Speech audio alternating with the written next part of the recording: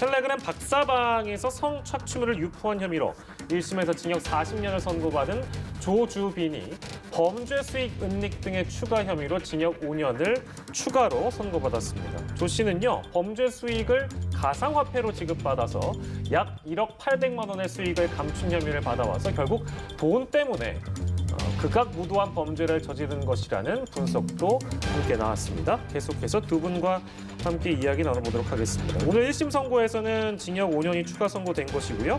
근데 이게 보면 검찰이 구형을 10년을 했다면서요. 이제 이런 부분을 어떻게 좀 바라봐야 되는지 궁금하네요. 어떻게 분석하고 계십니까? 예, 지금 오늘 선고가 된 징역 5년이 선고된 이 사건은 지금 앞서 조주빈이 당시에 이제 굉장히 많은 이슈가 됐지 않습니까? 그때 당시에 그 혐의들로 한번 기소가 됐습니다. 예. 그래서 그 부분 관련해서는 징역 40년이 선고가 됐고 예. 지금 조주빈 그리고 검사 측 양쪽이 다 항소를 해서 네. 항소심 재판이 지금 진행이 중인 상태고 이 부분은 검찰에서 이제 진행을 하다 보니까 추가적인 범죄 행위가 나와서 뭐 범죄 수익을 은닉했다라든지 네. 명예훼손을 했다든지 이런 부분들이 추가적으로 나와서 추가 기소를 하고 그 예. 부분에 대해서 검찰에서 이제 구형을 했는데 법원에서 이 부분 관해서 5년만 인정을 한 그런 사안입니다. 예, 그래서 이 부분에 관해서 이제 어떻게 이런 조금 줄어든 감형이라고 보기엔 조금 어렵겠지만 어쨌든 구형보다는 적은 이런 선고가 나왔는지를 보자면 예. 일단 재판부에서는 이 피해자들이 진술이 일관됐기 때문에 혐의를 부인하는 부분이 인정되기 어렵고 그리고 반성을 하는 것으로 보이지 않는다. 예. 다만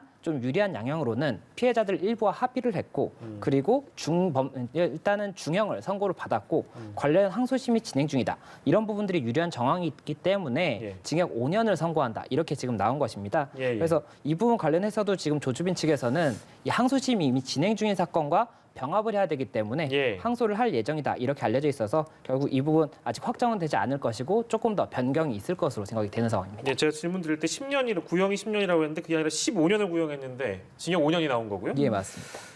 10년이나 적어서 이수정 교수께서는 어떻게 좀 평가하세요? 글쎄 40년 형이 그 전에 이제 뭐 범죄 단체로 인정을 받아가지고 네네. 결국은 선고가 됐던 부분 이 부분은 상당히 고무적이었다. 왜냐하면 그런 전례가 없었기 때문에. 네네. 그런데 이제 범죄 수익 은닉이라는 또 다른 죄명으로 이번에 이제 선고한 부분이 5년밖에 형이 선고 안 됐다. 이거는 사실 해외의 경우와 비교해서 굉장히 적다 이렇게 얘기할 수밖에 없어요. 네. 영미권 국가의 경우에 범죄 수익 은닉이 50만 달러 이상과 이하로 이제 나누어지는데요. 예. 이상의 경우에는 20년까지 나올 수 있습니다.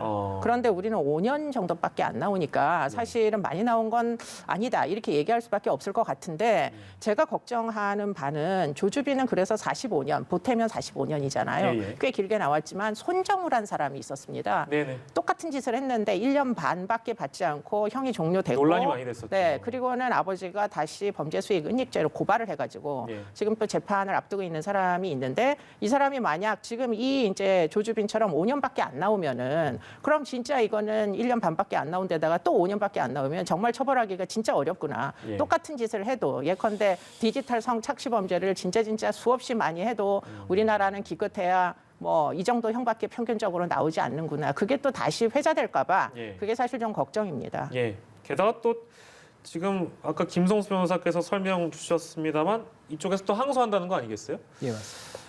어떤 또 판단이 나올지 또 기다려봐야 되는 상황인 것 같고요. 이 조주빈은 해당 재판에서 최후 진술을 했는데 모든 원인이 자신한테 있다. 피해자들한테 미안하다.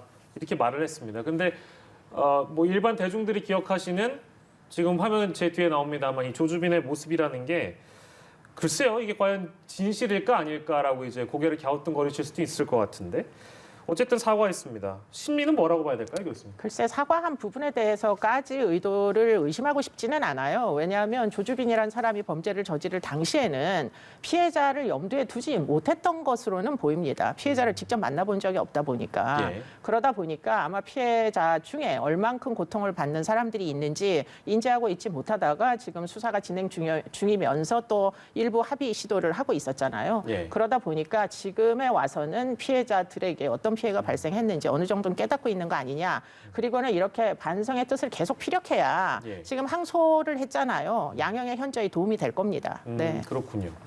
자 그리고 하나 더 이제 짚어봐야 되는 점이 병합, 그러니까 앞서서 나왔던 40년, 그러니까 해당 선고에 대해서도 항소할 테니까 항소심에서 사건들을 병합해달라고 요청을 했다고 합니다. 그 실제 병합을 요구하는 배경에 대해서 우리가 짚어봐야 될 것 같고 과연 병합이 될 것인가 그 가능성도 짚어주신다면요. 네, 아직 병합을 신청한 것은 아닙니다. 그렇습니까? 이제 오늘 선고가 났기 때문에 항소심을 제기를 하고 항소심 제기한 다음에 앞서 사건 지금 항소심에 진행 중인 이 사건이랑 병합을 해달라고 이제 신청을 할 것인데 예. 이 부분 병합 여부에 대해서는 법원에서 같이 판단하는 것이 나은지에 대해서 판단을 해서 결정을 할 것이기 때문에 예. 뭐 병합이 될 수 있다 아니다를 속단할 수는 없습니다. 예. 다만 만약 병합이 되게 된다면 네. 이 결국에는 형량을 정함에 있어서 이 전체 이걸 따로 했을 때랑 합쳐서 했을 때랑 가만히 공평하게 해야 되기는 하는데 실질적으로는 이렇게 범죄 행위가 많다 보면 조금은 따로 하는 것보다는 합쳐서 하는 게 유리할 수도 있는 부분이 있습니다. 그리고 이게 사형 무기징역 다음에 유기징역인데 이 유기징역 같은 경우에는 형법 42조에 가중을 해서 최대 50년까지를 줄 수가 있는 부분이어서 예. 그리고 그런 부분들을 감안을 한다면 병합을 돼서 한 개의 선고를 받는 것이 아무래도 조주빈 측에서는 조금 더 유리할 수가 있으니까는 예. 병합을 오늘 기사에서는 이야기한 것이 아닌가 이렇게 생각이 됩니다. 병합을 요구하는 배경은 결국에 조주빈 측에 뭐 유리하다 보니까 이제 이런 논리를 대는 거겠죠.